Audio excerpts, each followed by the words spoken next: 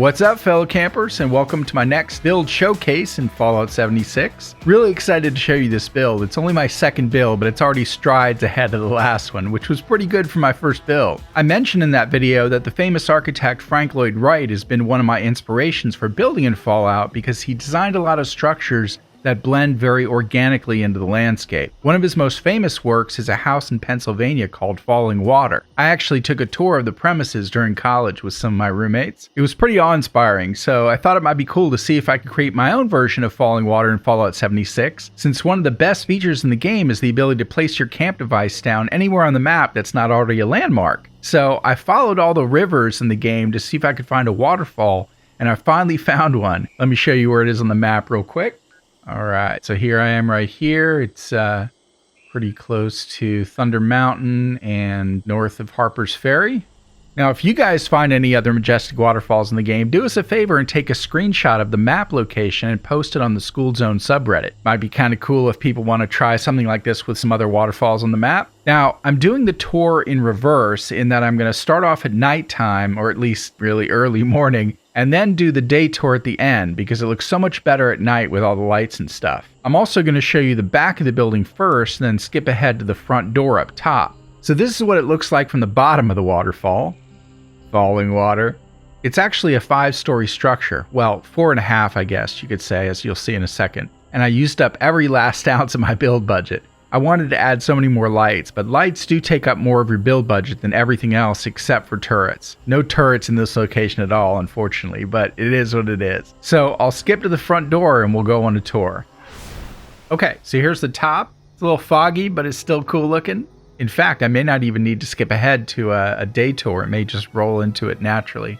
But let's take a tour while we still have some darkness because it looks best at night. So here's the front entrance. This is cool because characters can actually walk right over that, but it does seem to break pathing for monsters. No monsters have entered this way before. So we enter here. And this is the 5th story, actually. Just this little hallway. I wanted to put some little tables with vases on them there and there, but I totally ran out of build budget. But still, looks cool. And here we have a little chemistry station lamp right up against this giant tree branch. That's so awesome. It's sort of acting like the back wall. And then over here, I wanted to make use of the area under the stairs, so I put a tinkering bench there.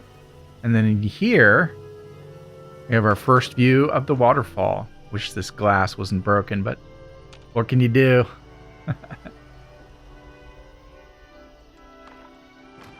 All right.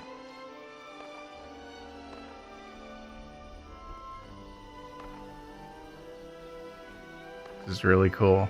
Sit down here.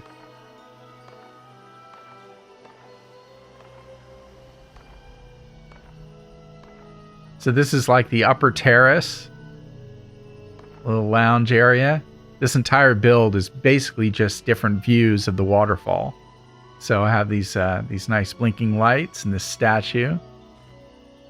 The statue looks like it's pouring. I know it's supposed to be pouring wine, but you know, looks like it could also be pouring water.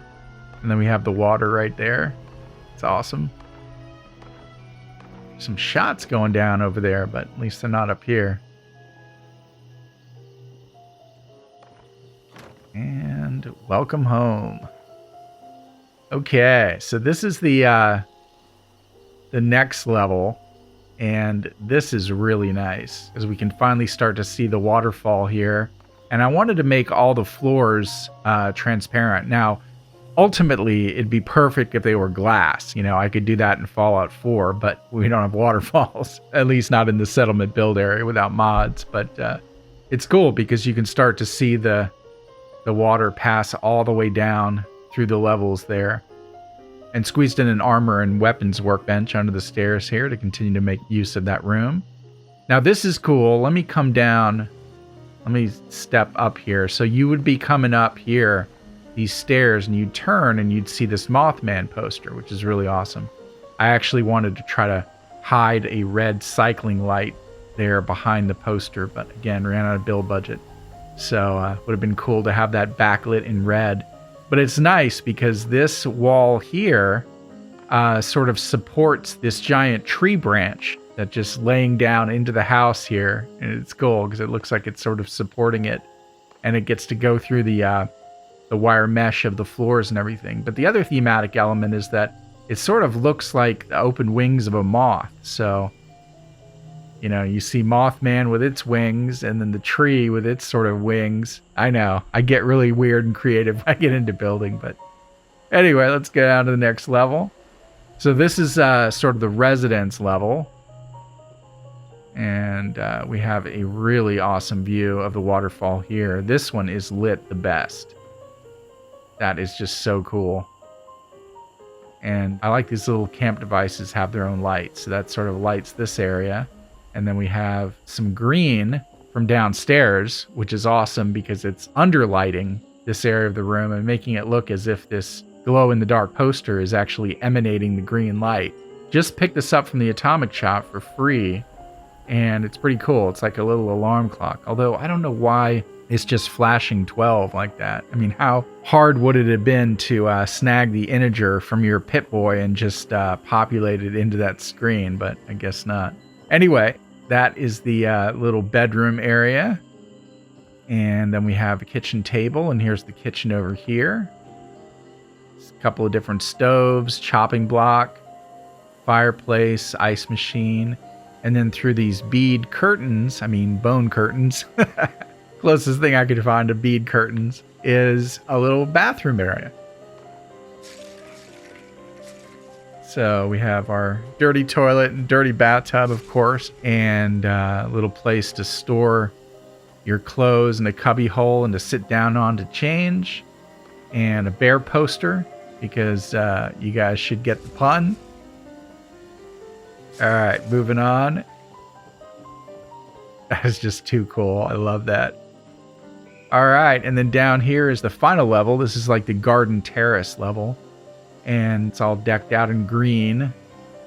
So we have a piano just to play that nice classical music while you're enjoying the view, and the green light, which is sort of complementing the AstroTurf, although it could be green carpet, you know, you never know. And these pictures of White Springs are also green, so it all fits in nicely.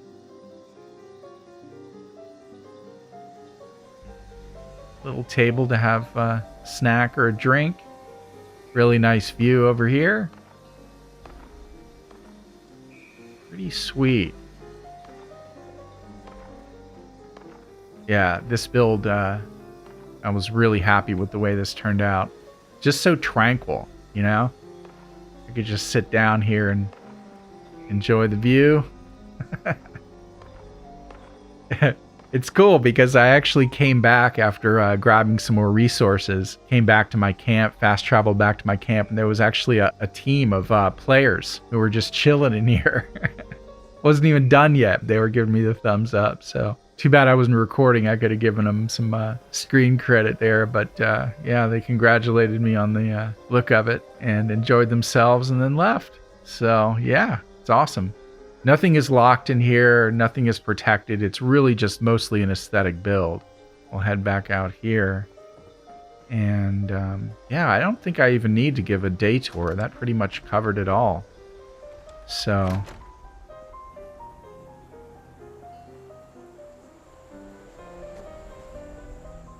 have all the wiring and everything that's unpleasing to the eye spread out over the top and back, so you can't really see any of it.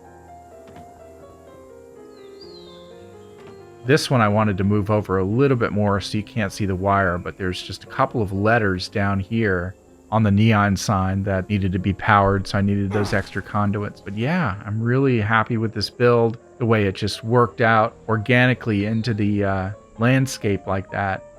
It's too bad too, because as I was building it, these mysterious lights appeared under the waterfall. Like, I wasn't sure if it was meant to be that way or a glitch, but as soon as I powered this area, these mysterious light glows appeared right under the waterfall. And I was like, oh, cool, you know? Bethesda buried some lights in there, so as soon as the area is powered, you'll see the lights glow up from under the waterfall. I was like, but then they went away, so it must have been a glitch. Anyway, I hope you guys enjoyed this. Alright campers, so that's going to conclude this tour. If you like what I did here, throw a like on the video, always helps. It's too bad we can't save these builds in Fallout 76, if we want to build another one, because I really like this one, I'd love to come back here and just chill out and relax after a stressful day of adventuring. It's like the perfect chill spot. But alas, it's on to the next one. At least it's recorded for posterity and you guys can enjoy it. Can't wait till they offer private servers. That's going to be a game changer for Fallout 76. Will cure many of the gripes that people have, so I hope that's not too far off. In the meantime, I'll continue bouncing back and forth between Fallout 4 and Fallout 76. So be sure to subscribe and hit that notification bell so these videos are delivered right to your digital doorstep. Thanks again for watching, guys, and I'll see you soon, and happy camping.